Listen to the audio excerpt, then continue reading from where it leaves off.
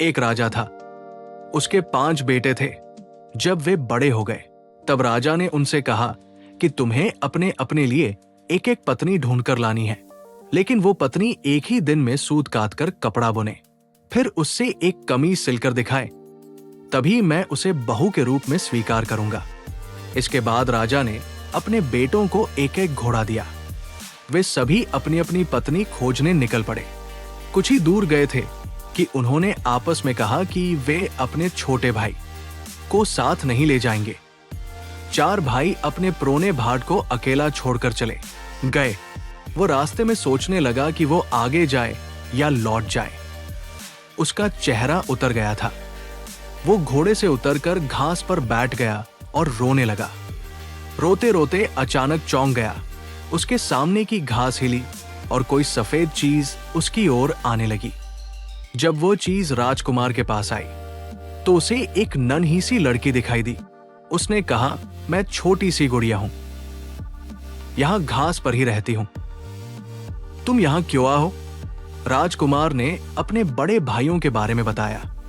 उसने अपने पिता की शर्त के बारे में भी बताया। फिर उसने गुड़िया से पूछा, क्या तुम एक दिन में सूत काटकर कपड़ा बुनकर एक कमीज सिल सकती हो? अगर ये कर दोगी तो मैं तुमसे शादी कर लूंगा।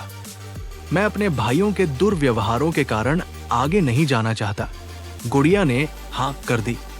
तुरंत ही उसने सूत काता कपड़ा बुना और एक छोटी सी कमीज लेकर महल की ओर चल पड़ा। जब वो महल में पहुंचा तो उसे शर्म आ रही थी, क्योंकि कमीज बहुत छोटी थी। फिर भी राजा ने उसे विवाह करने की अनुमति दे दी। राजकुमार गुड़िया को लेने चल पड़ा।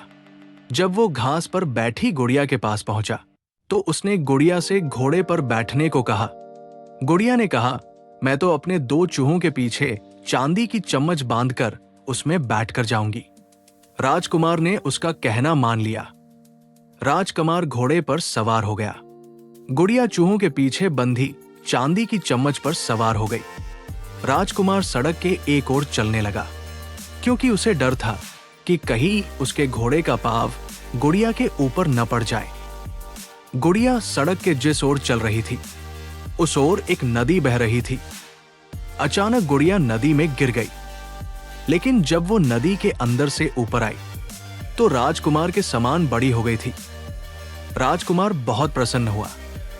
राजकुमार महल में पहुंचा तो उसके सभी बड़े भाई अपनी अपनी होने वाली पत्नियों के साथ वहां आ चुके थे, लेकिन उसके भाइयों की पत्नियों का न व्यवहार अच्छा था, न ही वे सुंदर थी।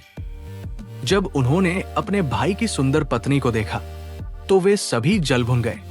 राजा को पता चला कि बड़े पुत्रों ने छोटे राजकुमार के साथ दुर्व्यवहार किया है, तो उसने बड़े बेटों की खूब निंदा की। फिर छोटे बेटे को गद्दी सौंप दी। छोटे राजकुमार का विवाह गुड़िया के साथ धूमधाम से हुआ। अब छोटा राजकुमार राजा था और गुड़िया रानी। दोनों सुख से रहने लगे। सच्चे दिल और अच्छे कर्मों का फल देर से ही सही, लेकिन जरूर मिलता है। आकार, रूप या साधन मायने नहीं रखते। सच्चा मूल्य भीतर की अच्छाई और मेहनत में है। जो दूसरों का अपमान करते हैं उन्हें अंत में पछताना ही पड़ता है। अगर आपको ये जादुई कहानी पसंद आई तो मैजिक स्टोरी चैनल पर इसका अगला पार्ट जरूर देखिए, जहां गुड़िया अपने पुराने रहस्यों से राजकुमार को चौंका देती है। क्या आप जानना चाहते हैं कि गुड़िया असल में कौन थी और क्यों वो नदी में गिरते ही राजकुमारी बन गई?